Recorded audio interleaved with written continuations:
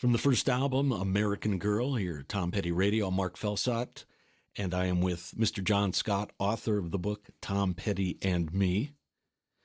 So, John, the first time you see Tom Petty and I should explain, John was a record guy. Right. And John, relentless work trying to promote Tom Petty to radio stations is why we are here today. Thank you. The first time you saw, now you had heard the record, but the first time you actually got to see Tom Petty and the Heartbreakers live on stage is August of 77. I think it was August 12th or 13th, opening for Blondie. I think he came on at 7 o'clock. And this is at the Whiskey in Hollywood. Whiskey a Go-Go. And maybe there's 10, 15 people in the room. I don't know. And I remember sitting at the table and I'm going to myself, please, God, let these guys be good. Wow. And please don't let them look like a punk band. And they came, and then I saw the Vox amps on the stage. And I went, that's a pretty good sign. And they came walking out, and each one of them had their own coolness. I mean, Tom had the scarf on, and and then Stan Lynch was popping his hair back, looked like Ringo Starr. And they came out and did Carol, Oh Carol. And at that minute, I knew this was a rock and roll band. And then the second song is Breakdown. And that's when Charlie Kendall said he was going to start playing this record heavily. And Charlie is program director of a radio station in Los Angeles. Right, a new radio station, yes. And, but just the experience of seeing the band and realizing they're as good as you had wanted them to be, and even better. Even better than I thought. Yeah, because I had no idea what I knew I had heard the record. Seeing them, it just cemented the whole thing. I mean, my God, they did a 30-minute set, no encore. And I looked at Charlie and I said, I think this is like a new beginning of rock and roll or something. Like I remember saying something like, this is like, I can't remember what I said, but I just looked, it was like literally, this is the future of rock and roll, this band. And he said, you're exactly right. As you got to know Tom over the years, you certainly got to know him much more on a personal level, and your families got to know each other. Yep. I mean, for you, was it easy to separate your working relationship with him and growing this friendship of families getting to know each other? Yeah. And what was that like? Oh, it was really easy because my first encounter at the Whiskey, when I went upstairs, he threw me out of the Whiskey because he thought I was a nut job working for ABC Records, which I understood. But a week later, when he called me and invited me over, right away we became friends. And we both were actually from Florida. I was born in Florida.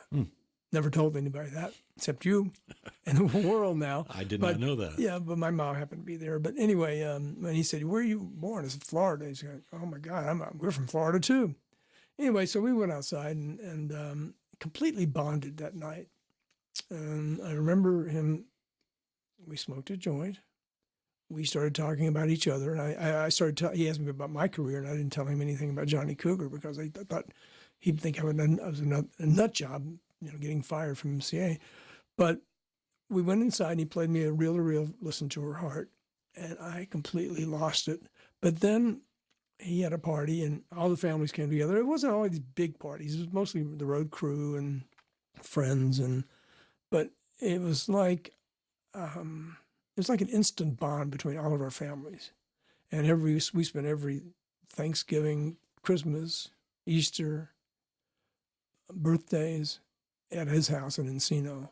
And it was just like, your next door neighbor. And Tom was a funny, funny guy. I mean, that's the one thing I wanted in this book to come out, that he is a funny guy. And he's kind of shy too, but the family thing was incredible. It was like a family. And Thanksgiving in 1987 was pretty interesting. You know about that, right? No. Sure you do. Well, I read it in the book.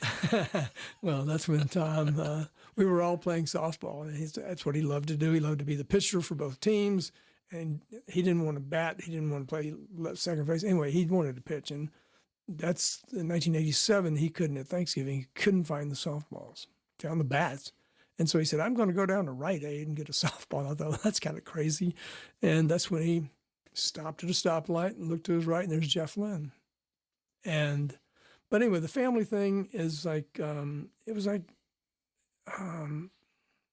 living in a neighborhood, and your next door neighbor is your friend, and that's kind of what it turned into, because that's just the way Tom was.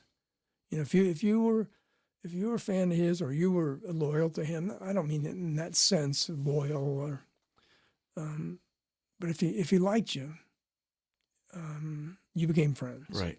Yeah, and it was really easy, because that's the kind of guy he was. He was an easygoing guy once you get to know him. And he obviously had a lot of trust in you too by this time.